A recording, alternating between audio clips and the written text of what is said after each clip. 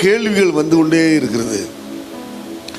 அந்த கேள்விகள் எனக்கும் இருக்கலாம், உங்களுக்கும் இருக்கலாம். நான் உங்களுக்கு நல்ல உணவு கொடுத்தேன், நல்ல உடை கொடுத்தேன், உங்களுக்கு நல்ல உறைவிடத்தை கொடுத்தேன், உங்களுக்கு எல்லாவற்றையும் நன்மையாக செய்து கொண்டு வருகிறேன். நீங்கள் எப்பொழுது வந்தாலும் என்கிட்ட தேவைக்கு வர்றீங்க, நான் அந்த தேவையெல்லாம் சந்திக்கிறேன். ஆனால் நான் உங்களை சபைக்கு கொண்டு வந்ததனுடைய நோக்கம் என்ன? உன்னைய பிரதானமாக மேய்ப்பனாக வச்சுருக்கனுடைய நோக்கம் என்ன? உன்னுடைய துடிப்பு ஒன்றை குறித்து தான் இருக்க வேண்டும், வேற எதையும் குறித்து இருக்கக்கூடாது. ஆத்துமாக்கள் ஆத்துமாக்கள் ஆத்துமாக்கள் அப்படிங்கிற ஒரு துடிப்பில் தான் இருக்கணும்.